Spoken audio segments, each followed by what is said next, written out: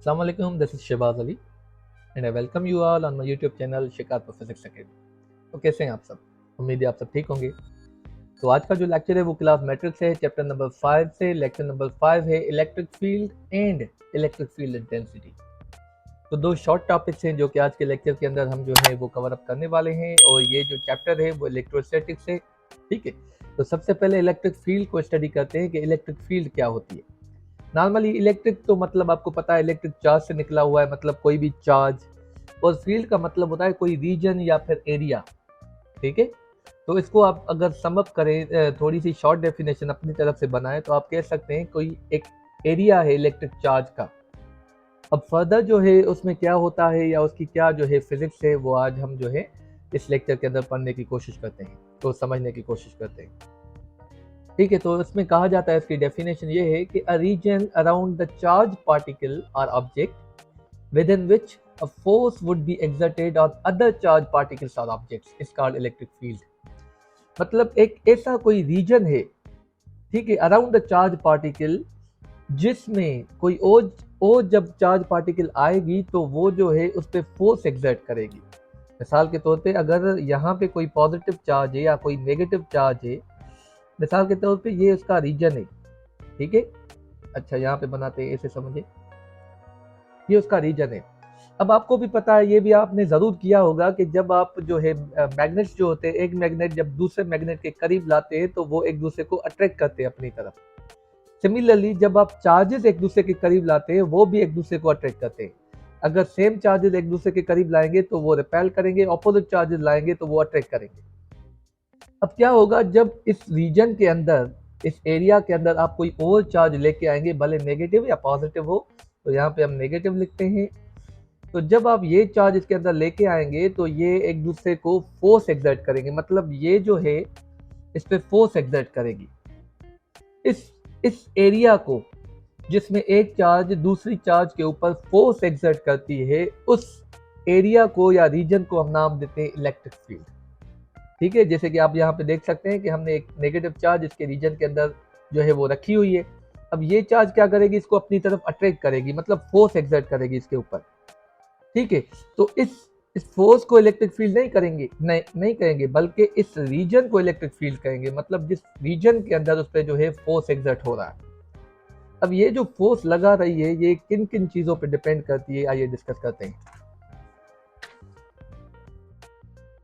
तो ये जो फोर्स है जो कि उस रीजन के अंदर कोई भी चार्ज पार्टिकल दूसरी चार्ज पार्टिकल के ऊपर जो है चार्ज ऑब्जेक्ट के ऊपर लगाएगा या एग्जर्ट करेगा, वो फोर्स जो है, दिस फोर्स डिपेंड्स ऑन किन किन फैक्टर्स पे डिपेंड करता है, दो फैक्टर्स के ऊपर डिपेंड करता है।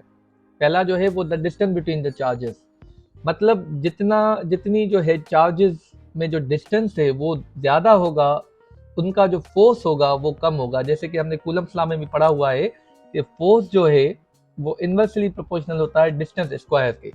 मतलब जितना आप डिस्टेंस ज़्यादा रखेंगे, मतलब जितनी चार्जेस दूर होंगी, उतना उनके दरमियान जो फोर्स होगा वो कम होगा। दूसरा जो फैक्टर है वो ये है कि the magnitude of the charges, मतलब उन चार्जेस का मैग्नीट्यूड जितना ज़्यादा होगा उतना उनके दरमियान में जो फोर्स है वो भी ज़्यादा होगा। मतलब जो फोर्स एक्सर्ट करेगी जो है चार्ज पार्टिकल दूसरी चार्ज पार्टिकल के ऊपर, तो वो भी ज़्यादा होगा। जैसे कि हमने कूलम्ब्स लॉ में भी ये भी पढ़ा हुआ है कि force is directly proportional to product of the charges.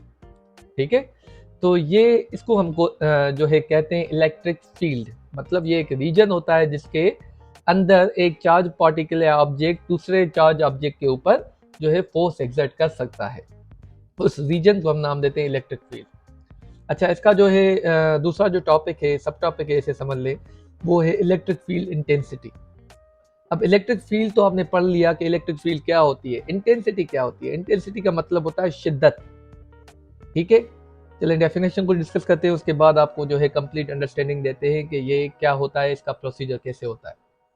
तो इसके अंदर कहा जाता है the strength of electric field at any point in space is called electric field intensity.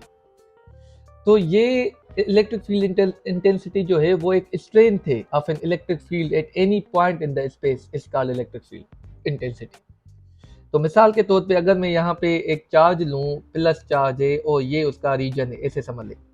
ठीक है, अब इसके अंदर ये जो इलेक्ट्रिक फील्ड है, अब हर पॉइंट पे इसकी जो स्ट्रेंथ है वो सेम नहीं होगी। मिसाल के तौर पे इस पॉइंट पे और इस पॉइंट पे इसकी जो स्ट्रेंथ है, इसकी जो इंटेंसिटी है वो सेम नहीं है। डेफिनेटली आपको पता है जितनी करीब होगी कोई भी बॉडी या चार्ज पार्टिकल, इसके जितना करीब होगी उसकी इंटेंसिटी उस पर उतनी ज़्यादा होगी। तो अगर हमें यहाँ पे इस पॉइंट पे इसकी इंटेंसिटी मालूम करनी है तो यहाँ पे एक हम पॉजिटिव चार्ज लेके आएंगे कोई भी, जिसे हम जो है वो टेस्ट चार्ज बोलते हैं। अब जितना इस पे फोर्स लगेगा, ये जो हमारी एक चार्ज बॉडी है, चार्ज ऑब्जेक्ट है, वो जितना इस टेस्ट चार्ज के ऊपर फोर्स लगाएगी उतनी उसके ऊपर मतलब इस पॉइंट पे इसकी इलेक्ट्रिक फील्ड इंटेंसिटी होगी। ठीक है, तो इलेक्ट्रिक फील्ड इंटेंसिटी का मतलब ये होता है कि एक स्पेस के अंदर किस पॉइंट पे उसकी स्ट्रेंथ कितनी है, इसको हम बोलते हैं इलेक्ट्रिक फील्ड इंटेंसिटी। ठीक है, तो यहाँ पे हम क्या करते हैं, एक टेस्ट चार्ज लेके आते हैं, जितना उसके ऊपर फोर्स लगता है मतलब उस पॉइंट पे उतनी उसकी स्ट्रेंथ है, इंटेंसिटी है इस चार्ज ऑब्जेक्ट की। ठीक है, इलेक्ट्रिक फील्ड इंटेंसिटी को हम जो है वो ई से डिनोट करते हैं और उसका जो फार्मूला है वो है F/Q0। Q0 मतलब टेस्ट चार्ज, और यहाँ पे जो है इसके ऊपर कितना फोर्स लग रहा है वो हमें बताता है कि इसकी इलेक्ट्रिक फील्ड इंटेंसिटी उस पॉइंट पे कितनी है। ठीक है, इसका जो यूनिट है वो यहाँ पे आप देख सकते हैं। यूनिट क्या होगा, फोर्स का यूनिट होता है न्यूटन और चार्ज का यूनिट होता है कूलम। तो यहाँ पे न्यूटन पर कूलम जो है वो इलेक्ट्रिक फील्ड इंटेंसिटी का यूनिट बन गया। अच्छा, यहाँ पे आप ये फोर्स भी मालूम कर सकते हैं कि उसके ऊपर कितना फोर्स लग रहा है। तो ये जो Q0 है वो डिवाइड में है, यहाँ पे आएगी तो मल्टीप्लाई में हो जाएगी, तो ये F बराबर हो जाएगा E इंटू Q0। ठीक है, तो ये आप फोर्स भी इस तरीके से मालूम कर सकते हैं। तो उम्मीद है ये जो इलेक्ट्रिक फील्ड और इलेक्ट्रिक फील्ड इंटेंसिटी आपको बहुत ही अच्छे तरीके से समझ में आया होगा। कोई क्वेश्चन क्वेरी रह गई तो आप कमेंट सेक्शन में पूछ सकते हैं। इंशाल्लाह will meet you in the next lecture. Thank you very much.